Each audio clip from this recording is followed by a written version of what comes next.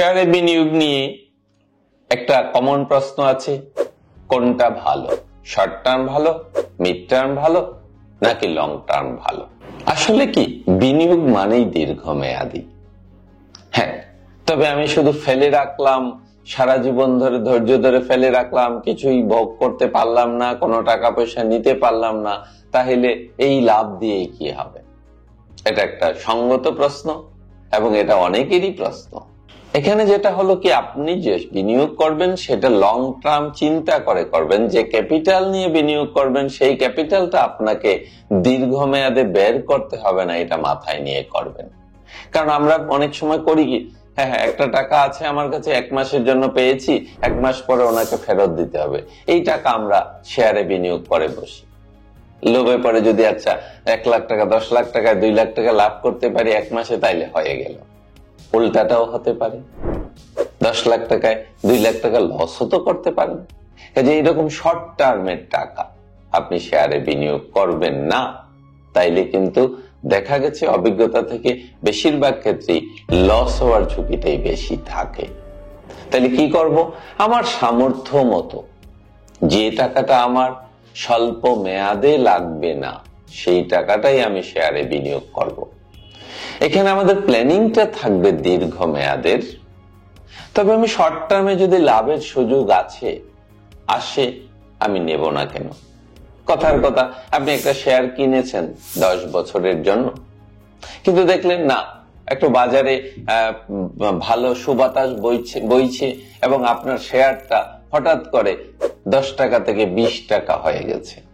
তাইলে আপনার 100% লাভে আছেন এবং শেয়ার বাজারে যেহেতু উত্থান পতন আছে, আপনি এই লাভটা রিয়েলাইজ করতে পারেন। এটাকে বলা হয় ক্যাপিটাল গেইন। এবং মজার বিষয় জানেন কি, এই capital gain tax free income. আপনাকে একটা লেভেল পর্যন্ত এই ক্যাপিটাল গেইনে কোনো ট্যাক্স দিতে হবে না। আরেকটা সুবিধা আছে শেয়ার বিনিয়োগে, সেটা হলো শেয়ারের যে বিনিয়োগটা বা ইনভেস্টমেন্টটা, এটা আপনি রিবেট পাবেন, আপনি দেখাতে পারবেন। এবং আমরা প্রতি বছর আপনাকে ট্যাক্স সার্টিফিকেট দিব। কাজেই শেয়ার বিনিয়োগ অনেক দিকেই স্বচ্ছতার সাথে করা যায়। কিন্তু একটাই কথা বারবার বলা হয় যে শর্ট টার্ম চিন্তা করে শেয়ার বাজারে আসবেন না। ওয়ারেন বাফেট বলেছেন, যদি তুমি 10 বছরের জন্য চিন্তা না করতে পারো, তাইলে কোনো শেয়ার নিয়ে 10 মিনিটের জন্য চিন্তা করবা না। ইংরেজিতে বলা হয়েছে, if you cannot think of a share for 10 years, don't think of it for 10 minutes. অর্থাৎ এটা না বলছেন যে আপনি ইমার্জেন্সি টাকা লাগলেও তুলবেন না, বাট 10 বছরের প্ল্যানে যখন আপনি শেয়ারে বিনিয়োগ করবেন তখন আপনার চয়েসটাই ডিফারেন্ট হয়ে যাবে। আপনি তখন যে কোনো শেয়ারে কিনবেন না, যে কোনো শেয়ারে বিনিয়োগ করবেন না, এইটাই মাইন্ডসেট থাকবে তখন লং টার্মে। তাতে কি হবে? তাতে হয়তো আপনি দেখতেছেন জাং শেয়ার গুলা লাফাচ্ছে বেশি, কিন্তু জাং শেয়ারে একটা ঝুঁকি আছে, সেটা হলো ক্যাপিটাল কমে যেতে পারে যে কোনো মুহূর্তে।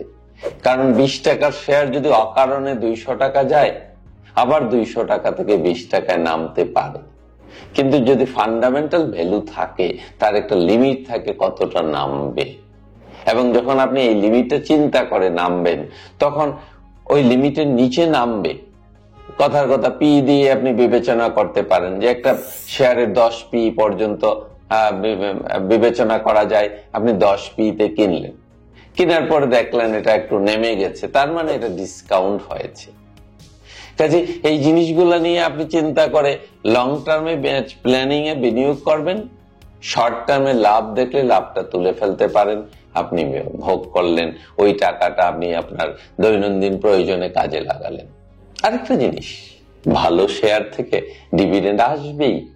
কারণ ভালো শেয়ার যদি ডিভিডেন্ড না দেয়, তাহলে তার ক্যাটাগরি বিতে নেমে যায়। কোনো ভালো কোম্পানি চাইবে না তার কোম্পানির ক্যাটাগরি বা তার কোম্পানির সুনাম নষ্ট হোক। কাজে ভালো কোম্পানিগুলা 10% নয়, তার চেয়ে বেশি ডিভিডেন্ড দেয়। আমরা তো দেখেছি 50%, 100%, 200%। কিছুদিন আগে একটা কোম্পানি 4000% ডিভিডেন্ড দিয়েছে। এটা 10 টাকার উপরে বিবেচনা করতে হবে। কাজেই কথাটা ক্লিয়ার করতে হবে, সেটা হলো যে আমরা লং টার্মে বিনিয়োগ করব, প্ল্যানিংটা হবে লং টার্মে, বাট মাঝখানে যদি সুযোগ আসে মিড টার্ম বা শর্ট টার্মে প্রফিট নেওয়ার, তাহলে আমরা সেই প্রফিটটাও নিব, প্রফিটটা তুলে ফেলবো এবং প্রফিটটা রিইনভেস্ট করব না। কারণ অনেকে আছেন প্রফিট করলেন আবার ওইখানেই রিইনভেস্ট করলেন, হঠাৎ করে বাজার ক্রাশ হয়ে গেল, আপনার টাকাটা 10 লাখ 20 লাখ হয়েছিল, এখন 20 লাখ টাকা আবার 5 লাখে 6 লাখে নেমে গেল, ভ্যালু নামে। কিন্তু শেয়ার যদি ভালো হয় সেখানে তাড়াহুড়ার কিছু থাকে না যে বিক্রি করে আপনাকে, কিন্তু খারাপ শেয়ারে থাকলে সেই জায়গাটা থাকে, ভয়টা থাকে, আরো কমে যায়। যদি ভালো শেয়ার আরো কমলে ওটা ডিসকাউন্ট মনে হয়, আর খারাপ শেয়ার বেশি কমলে ওটা অনিশ্চয়তা হিসেবে কাজ করে, ক্যাপিটাল হারানোর একটা ভয় কাজ করে। এই জন্য সবসময় বিনিয়োগের জন্য ভালো শেয়ার এবং দীর্ঘমেয়াদ পরিকল্পনা এই দুইটা মাথায় নিয়ে করতে হয়।